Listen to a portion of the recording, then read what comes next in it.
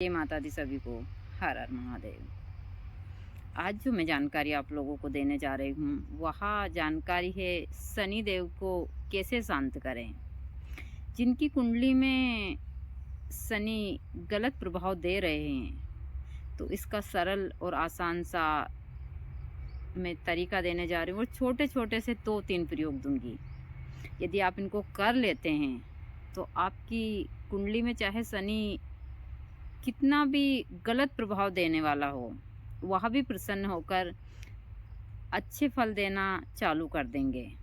यह तो सबको पता है कि शमी के पौधे के ऊपर शनि भगवान की विशेष कृपा है। शमी की लकड़ी से हवन करने से शनि देव प्रसन्न होते हैं। शमी के पेड़ के नीचे शनिवार के दिन सरसों का तेल का दीपक लगाने से शनिदेव प्रसन्न होते हैं। और हर शनिवार के दिन यदि आपसे हो सके तो 108 शमी पत्र की माला आप शनिदेव को अर्पण करते हैं तो शनिदेव आपकी कुंडली में जितने भी गलत प्रभाव है सबको नष्ट कर और एक अच्छा फल देते हैं। देखिए, मैं हमेशा आसान और सरल से तरीके बताती हूँ। यदि आप करते हैं तो फ़ायदा ज़रूर होता है। यह मेरे पास में है शमी का पौधा। शमी यानी कि सफ़ेद वाली खेर, जो छोटे वाले वह नीले फूल का होता है उसको सब शमी बोलते हैं ज़्यादातर। अब तो बहुत सारे लोग इसको पहचानने लगे हैं। वह वीर तरुण है और वह छोटा ही होता है। इस जो शमी के पौधे की 5-6 प्रजाति है जिसमें से एक में कत्था बनता है जिससे कपड़े या फिर खाने में काम लिया जाता है। एक और है जिसको हम गांव की भाषा में रिंजड़ा बोलते हैं। खेजड़ी होती है। दूसरा वीर तरुण होता है और यह है सफ़ेद वाला खेर और इसी को ही बोलते हैं शमी। इसमें पीले और इसको माँ लक्ष्मी का प्रतीक भी बोलते हैं क्योंकि जो यह वाला शमी है इसमें पीले फूल आते हैं। मैंने बहुत बार बताया भी अपने वीडियो में। तो असली वाला शमी यही है। तो यदि आपकी कुंडली में शनि देव गलत प्रभाव बता रहे हैं और कोई भी बता रहा है कि शनि आपकी कुंडली में कौन से घर में बैठा है और यहाँ आपको बहुत गलत चीज़ें दे रहा है तो आप यह प्रयोग कर जरूर देखिए। शनिवार के दिन शाम के समय आप शमी के पेड़ के पास में जाइए। अपने साथ में आप थोड़ी सी हल्दी, कुमकुम, चावल, एक सुपारी, एक सिक्का, एक पानी का लोटा, अगरबत्ती और सरसों का तेल का दीपक यहाँ लेकर आप शमी के पेड़ के पास में जाइए और अपने साथ में एक मोली भी ले जाइए जितनी बड़ी पेड़ में लग जाए उसके। आप वहाँ जाइए, उनको जल अर्पण कीजिए। कुमकुम, हल्दी, चावल सारी चीज़ों से धूप दीप कर वहाँ जो शमी का पौधा है उसके बाद में सरसों का तेल का दीपक लगाकर अब हो सके तो शनि भगवान के मंत्र का वहाँ पर जाप कीजिए जितना हो सके शाम के समय। दूसरा, यदि आप यह नहीं कर सकते तो आप रवि पुष्प या गुरु पुष्प नक्षत्र में आप ओम नमः शिवाय के जाप से ही इस शमी के पौधे को, जैसे कि रविवार के दिन पुष्प नक्षत्र है तो शनिवार के दिन आप इस पौधे को निमंत्रण दीजिए। रविवार के दिन प्रातः आप शनि मंत्र तो सभी को ही आते हैं और मैं भी आप लोगों को दे दूंगी तो उस मंत्र से ही आपको इसको निमंत्रण देना है। फिर दूसरे दिन प्रातः सूर्य उदय से पहले आपको स्नान कर वहाँ जाना है और छोटा पौधा हो तो पूरा पौधा उखाड़ लाइए और कभी बड़ा पौधा हो तो उसकी जड़ प्राप्त कर लीजिए। आप घर लाकर उसको साफ पानी से धोइए, फिर दूध सारी चीज़ों से स्नान वगैरह करवा कर नैवेद्य अर्पण कर आप हो सके तो उस जो शनि मंत्र है उन शनि मंत्र से इसको 108 बार अभिमंत्रित कर और इसको लोहे के ताबीज में भरकर अपने गले में धारण कर लीजिए। यह ताबीज आपके पास रहेगा तब तक शनि भगवान की जो भी आपके ऊपर गलत दृष्टि है वह अच्छे फल देना चालू करेगा।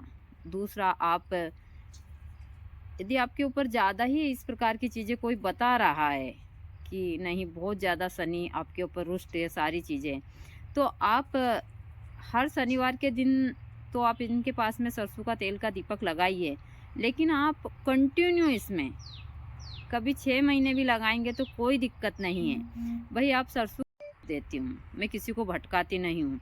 दूसरा, आप अपने घर के ऊपर भी घर से थोड़ी दूरी पर, क्योंकि यहाँ जो पौधा है काफ़ी मोटा हो जाता है, हमारे यहाँ पर बहुत बड़ा हो चुका है, तो इसको घर से थोड़ी दूरी पर लगाइए। आप समी का पौधा अपने घर के ऊपर लगाइए। हमारे यहाँ तो इतने सारे पौधे हैं कि मैं निकाल कर फेंक रही हूँ, और अब इस समय के ऊपर हमारे तालाब की पाल है, उसके ऊपर सब दूर 15 से 20 पौधे बड़े-बड़े हो चुके हैं। हमारे यहाँ कोई कमी, हम भी इसको लाए थे जंगल से, और यह पौधा हमारे यहाँ पर ज़्यादा नहीं तो इसको 12-13 साल हो चुके हैं, तो इतना मोटा हो गया है बहुत ज़्यादा। तो यही है समी का पौधा, और आप यह प्रयोग कर ज़रूर देखिए। ऐसे तो मैं हमेशा शनि भगवान को प्रसन्न करने का बहुत सारे उपाय देती रहती हूँ। दूसरा, आप सूर्य देव को जल भी ज़रूर चढ़ाइए प्रतिदिन। यदि आप प्रतिदिन सूर्य देव को जल चढ़ाते हैं और सूर्य देव से प्रार्थना करते हैं, क्योंकि जो सूर्य देव है वो शनि भगवान के पिता है। ऐसे तो दोनों बाप बेटों में ज़्यादा नहीं बनती है, लेकिन फिर भी पिता पिता होता है। यदि आप उनकी आराधना करते हैं तो शनिदेव प्रसन्न होते हैं और आपको अच्छे फल देते हैं। तो आप प्रतिदिन सूर्य देव को जल जरूर चढ़ाइए, इससे आपका जो भी शनि रुष्ट है उसमें काफ़ी फ़ायदा मिलेगा। तो आप ये प्रयोग कर ज़रूर देखिए। मैं आसान से और सरल से ही आप लोगों को प्रयोग देती हूँ कि आप लोग इन प्रयोगों को कर और अपने घर बैठे सुखी हो। आप लोग बहुत सारे, जैसे कि ज्योतिष भी भाई, उनको भी हम सारी चीज़ें दिखाते हैं, तो वहाँ भी बहुत सारे पैसे लेते हैं सभी लोग, लेकिन आप लोग इन छोटे छोटे प्रयोगों को कर घर बैठे इन चीज़ों से मुक्त हो सकते हैं। और अपने घर के ऊपर समी का पौधा जरूर लगाइए। यह माँ लक्ष्मी का प्रतीक भी है। सफ़ेद वाला समी अपने घर के ऊपर जरूर लगाइए, यानी कि सफ़ेद खैर।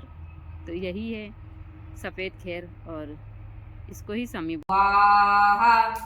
ओम क्रीम क्रीम क्रीम हूं हूं ह्रीम ह्रीम दक्षिणे कालिके क्रीम क्रीम क्रीम हूं हूं ह्रीम ह्रीम स्वाहा। जय माता दी सभी भक्तों को। हर हर महादेव। मुझसे बहुत सारे भक्तों ने पूछा था कि माता जी, हम मंत्र को उच्चारण कर बोले या फिर मन ही मन में उस हिसाब से। देखिए, मैं हमेशा बोलती हूँ कि मैं यह एक शब्द बोल रही हूँ। यह शब्द जब तक यह पृथ्वी रहेगी, जब तक इस पृथ्वी में गूंजता रहेगा हर एक इंसान के, तो आप यहाँ जो मंत्र का हम लोग हवन करते समय उच्चारण करते हैं, यह पूरे वातावरण में फैलता है, और इससे, इसकी ध्वनि से वातावरण में शुद्धता आती है। जो लोग यह समझते हैं कि हम गाली गलौज करते हैं या बहुत सारी चीज़ें उस हिसाब से होते हैं, तो वह गलत एनर्जी के रूप में पूरे वातावरण में फैलती है। तो मैं हमेशा सभी को बोलती हूँ कि आपके घर में जो आप गाली गलौज लड़ाई झगड़ा करते हैं, वो आप सोचते होंगे कि बस सब थोड़ी देर बाद में चीज़ें खत्म हो जाएगी। नहीं, वह चीज़ें हमेशा इस वातावरण में गूंजती रहेगी। और एक इस हिसाब के साधक होते हैं जिसको महसूस कर सकते हैं कई हजारों वर्ष के बाद भी। तो ऐसी बहुत सारी चीज़ें हैं। तो मैं हमेशा आप लोगों को इन चीज़ों की जानकारियाँ देती रहती हूँ। तो आप जब हवन करें तो आप उच्चारण कर करें, तो इससे एक अच्छी एनर्जी, एक अच्छा वातावरण, बहुत सारे लोग बोलते हैं कि मन ही मन में, उसको मतलब जो मंत्र, इसकी 3 क्रियाएं होती है, जब मैं हमेशा बताती हूँ। एक हम उच्चारण कर करते हैं, एक हम होठ हिलाकर करते हैं, और एक हम जब ध्यान लगाते हैं तो वह सारी चीज़ें हम अपने उसी हिसाब से करते हैं। तो यह 3 क्रियाएं होती है, सबसे महत्वपूर्ण क्रिया होती है। तो यदि आपको वातावरण को शुद्ध करना है तो आपको उच्चारण करना ही होगा मंत्र का।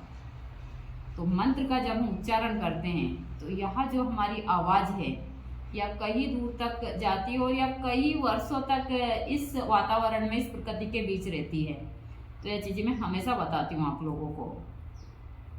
देखिए, मेरे पास में जो जानकारी होगी वह जानकारी मैं जरूर दूंगी। अभी मुझसे एक भक्त ने पूछा था कि आनंद और परा आनंद में क्या मतलब है।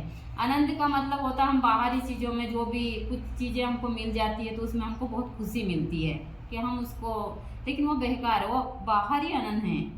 जो हमारे अंदर का आनंद है, जब हम कुछ अच्छी चीज़ें करते हैं, जैसे मैं मंत्र का उच्चारण कर रही हूँ, बहुत सारी चीज़ें हैं, मैं ध्यान लगाती हूँ, बहुत सारी चीज़, जब मेरा अंदर का मन प्रसन्न होगा, वही सबसे बड़ी मेरी प्रसन्नता है। यहाँ तो सब मैं जो भी आप लोगों को जानकारी देती हूँ, जो मुस्कुराती हूँ, यहाँ से सिर्फ लोगों के दिखावे के लिए करती हूँ। लेकिन जो अंदर की चीज़ है वह मैं भगवती की जब सेवा करती हूँ और मुझे अंदर से बहुत शांति मिलती है, वही मेरा परम आनंद है। यह सारी चीज़ें तो दिखावे के लिए होती है, सब लोगों को हम उस हिसाब से सारी चीज़ें जो करते हैं बाहरी वातावरण में सारी चीज़ें, तो उसी को कहते हैं, उसको संस्कृत में परा आनंद कहते हैं, लेकिन उसको परम आनंद उसी को ही बोलते हैं। बहुत सारे लोग मुझे बोलते हैं कि माता जी आप कथावाचक हो। नहीं, मैं कथावाचक नहीं हूँ, मैं भगवती की वाचक हूँ, जिसकी सारे गुणगान साक्षात गा रही हूँ। और किसी पुस्तक से यह चीज़ें मैंने नहीं ली है, यह चीज़ें मैं ऐसे ही करती हूँ। जो भी कथावाचक होते हैं उनके बहुत सारी चीज़ों आप लेके वहाँ लोग भी अध्ययन करते हैं पुस्तकों का, बहुत सारी चीज़ों का, इसीलिए उनको बोलते हैं कि पर वचन, यानी कि दूसरे के वचन सुनकर आप सारी चीज़ें उस हिसाब से। लेकिन मैं जो कुछ करती हूँ सिर्फ भगवती की प्रेरणा से ही करती हूँ, कोई पुस्तक नहीं पढ़ती हूँ, कुछ भी नहीं करती हूँ। तो थोड़ी सी और मैं जड़ी बूटी की आज आप लोगों को जानकारी दे दूँगी। तो मेरी चीज़ें इस हिसाब से चलती हैं।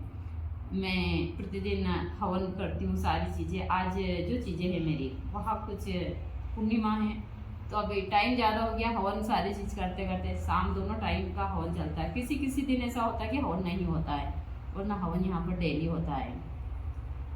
जितनी सेवा मुझसे बनती है मैं भगवती की करती हूँ, जितनी हो सकती है, क्योंकि इससे ज़्यादा मुझे और कुछ चाहिए भी नहीं अब दुनिया में। शायद मेरे कहीं कर्म थोड़े क्या काफ़ी कर्म गलत होंगे, तो आज मैं गुरु जी के बगैर जी रही हूँ। मेरा परम आनंद तो गुरु जी के साथ ही चला गया है। मैं साधक हूँ, मुझे पता है बहुत सारी चीज़ें। बहुत सारे लोग मुझे बोलते हैं कि आप साधक हो सारी चीज़ें, लेकिन मैं साधक हूँ। बाबा भोलेनाथ भी तो एक जो सारी सृष्टि के रचयिता थे, उन्होंने भी कई सालों कई वर्षों तक भगवती के लिए पीड़ा सहन की है। वह भी बहुत तड़पे हैं, मैं भी इस प्रकार ही तड़प रही हूँ। मुझसे भी कहीं गलती हुई होगी, तो लेकिन मैं यह चाहती हूँ आप सारी चीज़ों में कि मुझे वापस इस मानव जीवन में मत भेजना। मैं आगे किसी भी चीज़ में नहीं तड़पना। जो कुछ है आप अभी सारी चीज़ें आप मेरे साथ कर लीजिए। जितना भी मुझे दंड देना हो, जो भी कर्म करवाना हो, इसी जन्म में करवाइए। अब मुझे मानव जन्म में कभी मत भेजिए। मैं दोनों टाइम हवन के समय यही प्रार्थना करती हूँ। तो इसी हिसाब से मेरी सारी चीज़ें चलती है। बहुत सारे लोगों को अच्छी लगती है, बहुत सारे लोगों को बुरी लगती है, बहुत सारी चीज़ें हैं, लेकिन मुझे उन चीज़ों से भी कोई फ़र्क नहीं पड़ता है। तो बने रहिए पूरे ब्लॉग में, और थोड़ी बहुत जानकारी में जड़ी